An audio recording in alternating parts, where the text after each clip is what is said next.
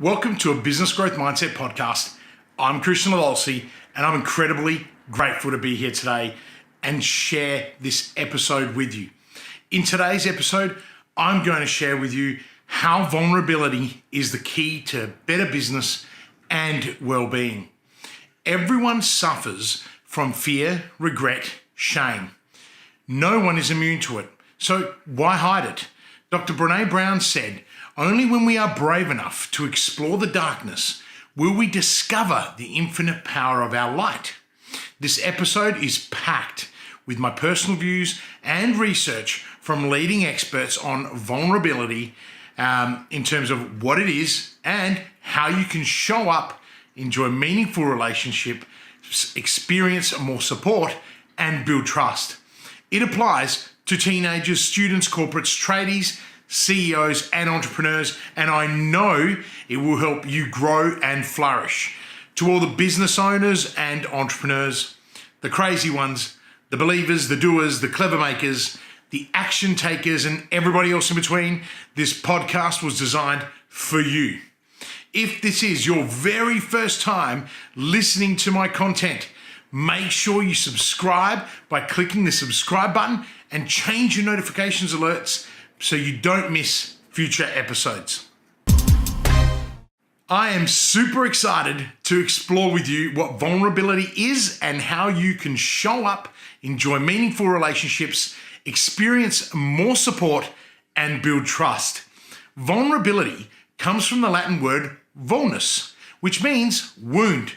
Vulnerability, according to Oxford, and that is the dictionary, is the quality or state of being exposed to the possibilities of being attacked or harmed, either physically or emotionally.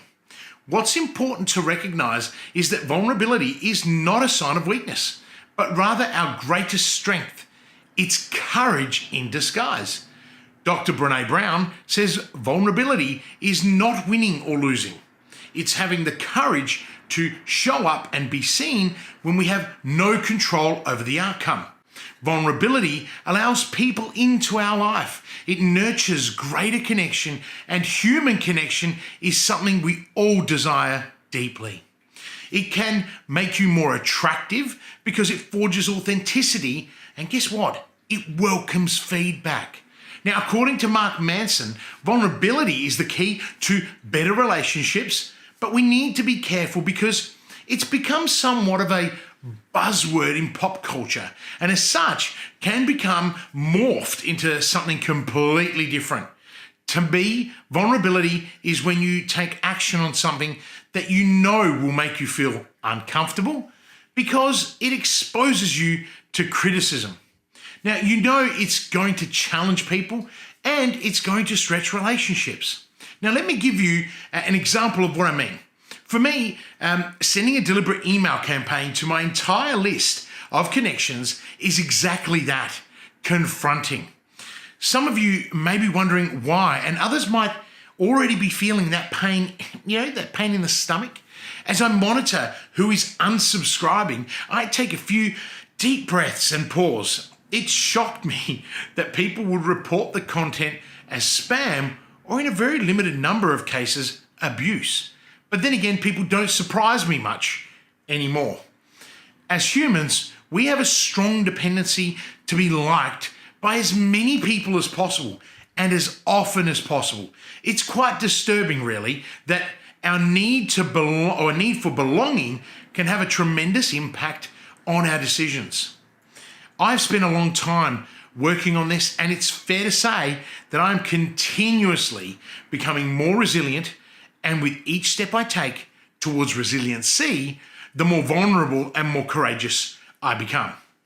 I had a purpose for sending this series of emails, and for those that engaged with it, they received massive value, which is all I wanted.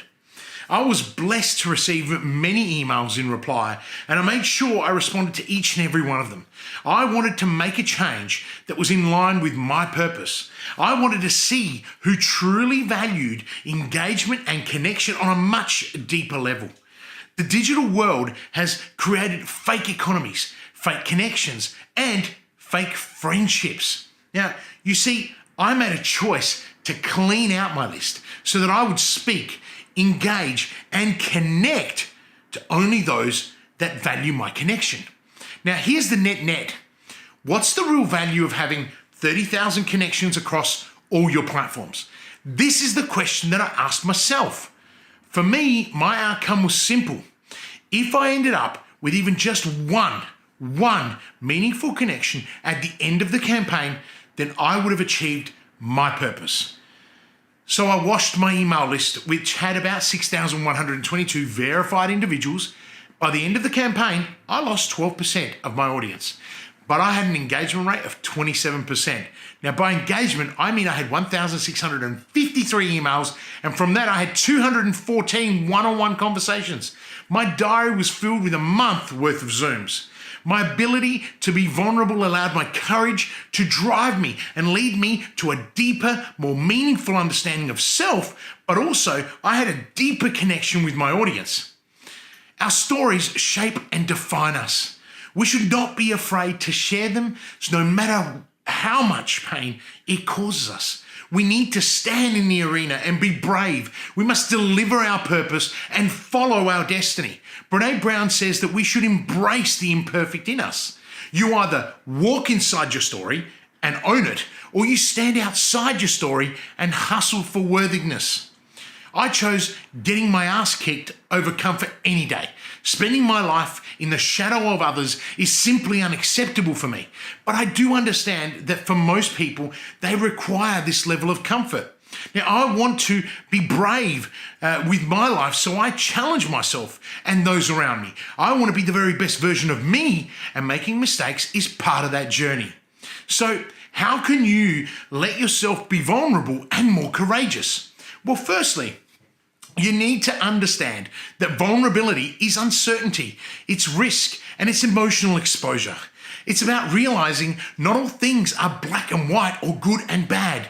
You need to be able to lean into discomfort to fully experience and appreciate the circumstances that are operated with uncertainty, such as creativity, entrepreneurship, innovation, belonging, love, trust, and joy. Learning how to be vulnerable is like a street fight. It becomes easier over time because you build a level of resilience, and that resilience becomes a coping mechanism for you to lean in. The ability to dare greatly is critical, and this stems from the courage required to be vulnerable during uncertain times. Business owners and entrepreneurs live in a constant state of vulnerability. There are many examples of entrepreneurs being vulnerable, and I can share with you countless experiences from my life, but let's focus on some big names like Steve Jobs, Sir Richard Branson, and Saint Mother Teresa, who dared greatly in the face of change, disruption, and adversity. Jobs said, "One thing separates people who achieve from those who only dream. This one thing is asking for help. Can you help me?" Asking for help makes people vulnerable and insecure. Many think asking for help is weakness. Well, it's not, and here's why. A few things happen when you ask for help. It demonstrates respect, shows trust, and it articulates that you have a willingness to listen and learn. This will not only help you learn what you desire, but it will also help you forge stronger and deeper relationships that serve you. For the person helping you, it generates a sense of satisfaction and pride that comes from you demonstrating respect and trust, as well as valuing them for their expertise. Another advantage of asking for help is that it breaks down barriers and limiting self-beliefs. More importantly, by expressing vulnerability and admitting a deficiency, you are saying it's okay to ask for help and be vulnerable. Sir Richard Branson says there is huge value in being vulnerable because it helps you build trust and support.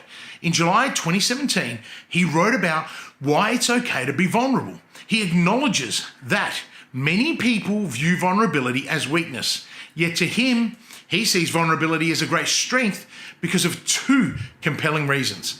It builds trust and it makes it easy for others to support, follow, and believe in you. For CEOs and business leaders, it starts with accountability. Will you fall on the sword when necessary? And are you willing to own the problem? Or do you deflect, show weakness, and blame others? What will it be?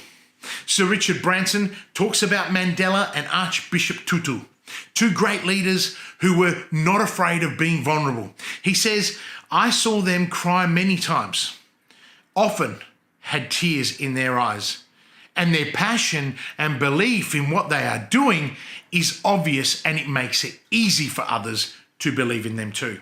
Now remember, vulnerability is admitting you don't know. It's admitting you made a mistake. It's admitting you got it wrong. And it's admitting that you are sorry that you hurt someone. In The Power of Vulnerability by Dr. Brené Brown, she talks about taking off our armor. And this is referenced to our ability to demonstrate effective leadership so we can motivate and empower our stakeholders. Now, vulnerability is not bearing our soul. It's not cowering in the corner, and more importantly, it is not a sign of weakness. It's about being present and being seen. It's about standing in the arena. Theodore Roosevelt in 1910 gave a moving speech, and I want to share it with you right now. It is not the critic who counts, not the man who points out how the strong man stumbles or where the doer of deeds could have done them better. The credit belongs to the man who is actually in the arena, whose face is marred by dust and sweat and blood, who strives valiantly, who errs, who comes short again and again, because there is no effort without error and shortcoming. But who does actually strive to do the deeds, who knows great enthusiasm, the great devotions, who spends himself in a worthy cause, who at the best knows that in the end, the triumph of high achievement, and who at worst, if he fails, at least fails while daring greatly, so that his place shall never be with those cold and timid souls who neither know victory nor defeat. How powerful is that? This epitomizes bravery to me, and I love it profoundly. The difficulty with vulnerability is that it's normally the first thing people seek, and it's the last thing anyone is prepared to show you, because for many, it's weakness. For me, vulnerability is courage and daring. So let's learn a little about courage, daring, and standing in the arena right now. Courage as a noun, according to the Oxford Dictionary, is both the ability to do something that frightens one and the strength in the face of pain or grief. How many of us can relate to moments in our lives where we felt fearful, scared, lost, and even defeated? This is not uncommon, and even the bravest lack courage sometimes when they are faced with adversity. Courage is a quality of spirit and conduct. It permits you to face extreme danger or take action in difficult situations without fear. One-time prisoner of war, John McCain, defined courage as a brief, singular occurrence. That rare moment of unity between consciousness, fear, and action when something deep within us strikes the flint of love, of honor, of duty, to make that spark, that fire, our resolve. This definition conjures up an image of the lone hero who instinctively, spontaneously, and even against all odds, suddenly takes charge and stands up for virtue. Too often, we mistake courage as physical, but history tells us it's much more. Consider Mandela speaking out against injustice at great personal risk. Entrepreneurs and innovators like Jobs, who took financial risk to follow his heart and dream and innovate. St. Mary MacKillop, whose compassion for others pushed her to stand up for what is right. These are our modern day knights who demonstrate courage daily. You too have the attributes of courage. You simply need to become aware of them, discover your values, and be driven by purpose. But remember, it starts with being vulnerable. If you want to take a deep dive in how to develop courage and use it for decision making, jump into episode 14 of my Business Growth Mindset podcast. Now, vulnerability is about showing up and being seen. It's about standing in the middle of the arena for everyone to see, and this is where shame comes in. This means it's hard to do, especially because we are terrified at the prospect of what people might think, see, or do. The problem is that we are fueled by fear, and this is underpinned by the false belief that we are not good enough. This makes it so hard to show up, let alone stand up.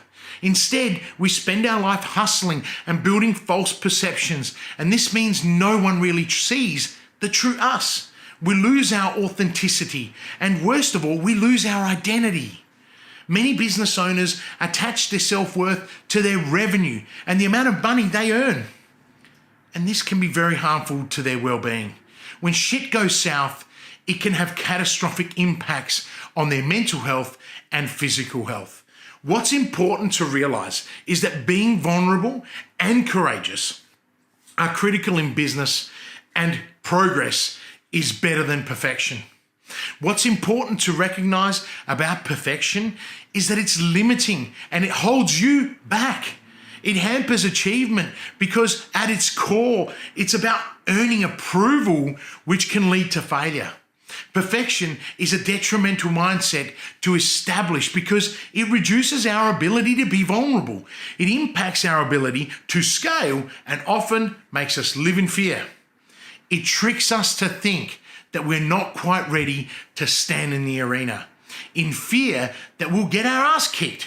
J.K. Rowling famously said, "It is impossible to live without failing at something, unless you live so cautiously that you might as well not have lived at all, in which case you fail by default."